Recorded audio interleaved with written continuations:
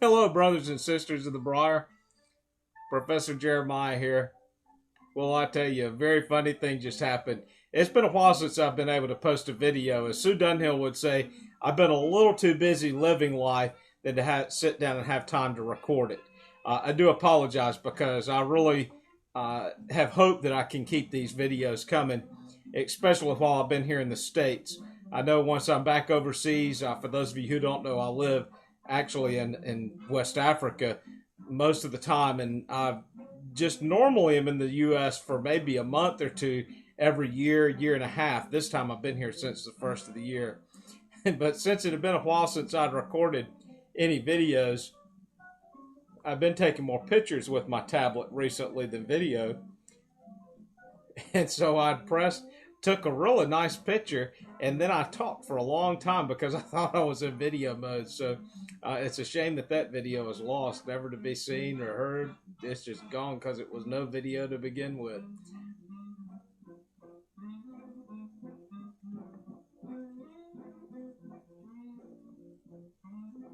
I got it out of my system a little bit now, but when I was shooting the first video, I was pretty carried away with this smoke because I said in it that this is only my third bowl for the day.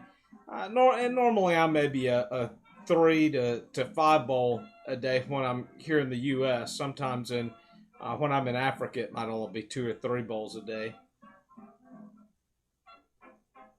But but anyway, it's because of not having smoked much today and it being a few hours since my last smoke. I was almost getting carried away with the smoke. More in the video. I'm gonna relight here.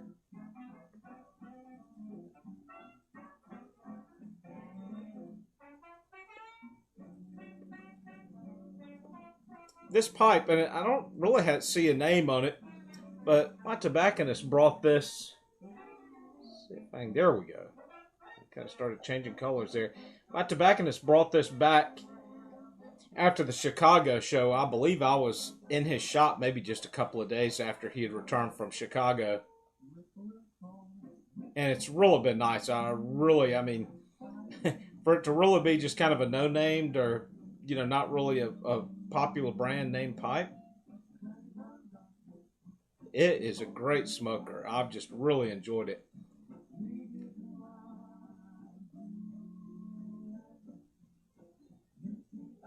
Kind of a pushover for bamboo stems. I have to say, almost, other than just a few pipes that I'm really attached to, I could almost go exclusively to bamboo stems.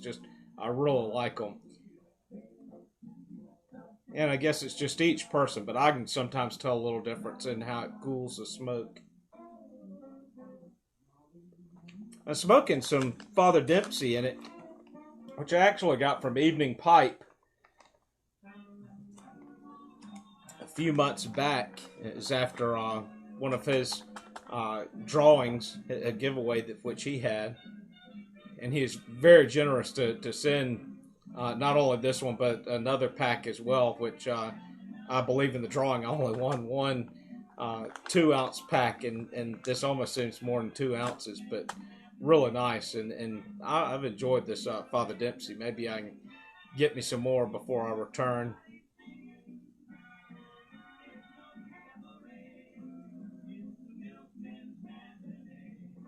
Let me show you something I kind of came across the other day, and I thought it was neat. I had one already here at the house, but I've since picked up a couple of more to take back to Nigeria with me. And I was trying to figure out what am I going to do with my pipe cleaners, because I normally keep them in a drawer. And some of you may have heard me talk about it before. I'm not afraid to use pipe cleaners. I use them all throughout my pipe. This afternoon, I was at my tobacconist for a little while and just sitting in the little smoking room talking to the store manager. And I realized that, probably most people don't do this, but when I finished smoking the pipe, I looked over in the ashtray, and I think I counted maybe 4 or 5 pipe cleaners, which I'd used during that time. But anyway, back to my pipe cleaner thing. I was looking around in my pantry here for something, and this is an old milk bottle, and it's just perfect for just a standard size pipe cleaner. Where do you get an old glass milk bottle, you may ask? Well, most antique shops have them, or flea markets. I would say this one doesn't have any writing on it. I would say, at least in this part of the country, if you're getting one that doesn't really have any writing on it, I wouldn't pay more than $7 or $8 for it. Unless you just feel like, well, you know, who cares? I need a pipe cleaner holder. This looks great. Gonna go ahead and buy it. I know this one came from my grandmother's, and it's funny. She had a lot of very expensive vases, but she used to put flowers in this one, and I believe had dried flowers in it. But they also have larger milk bottles, which I meant to pick one up the other day, and I'm not going to tell you which antique store here in Alabama that I was at, because I don't want it to be snatched out from underneath me. But they had the taller bottle, which I need to go back and get for my church wardens.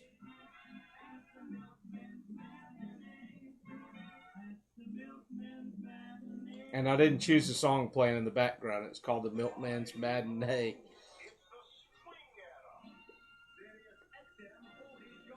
But give it a try. If it has writing on it, you could pay as much as $15 to $20 for a milk bottle. But if it's a milk bottle that's from your local area, hey, it's worth it. It might be pretty neat. You never know, you might start a milk bottle collection. But it's been great for my pipe cleaners. I just love it, and can kind of move it around the house if I need to. I'm going to get another one so I can have one in my den as well as the office, just for convenience sake.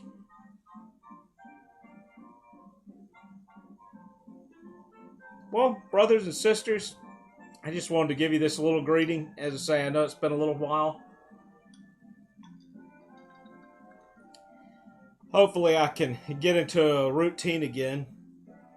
I'm getting pretty close to my return to Nigeria.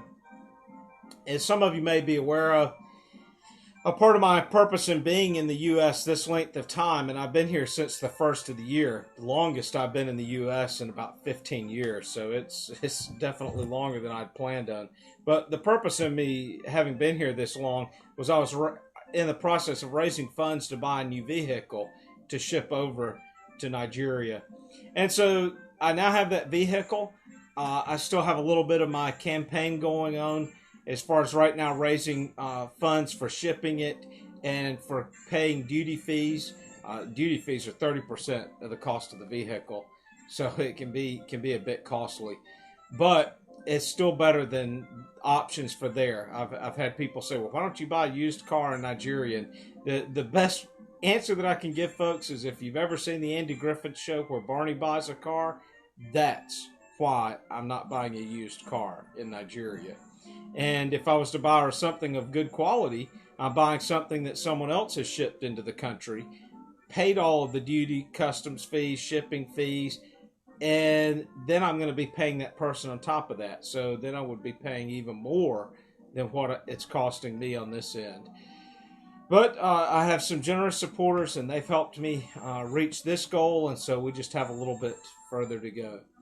Brothers and sisters, I've enjoyed your videos. Thank you very much for subscribing to mine. If you haven't subscribed, take that opportunity after you finish this video. And all I can say is keep your bowls lit, and God bless.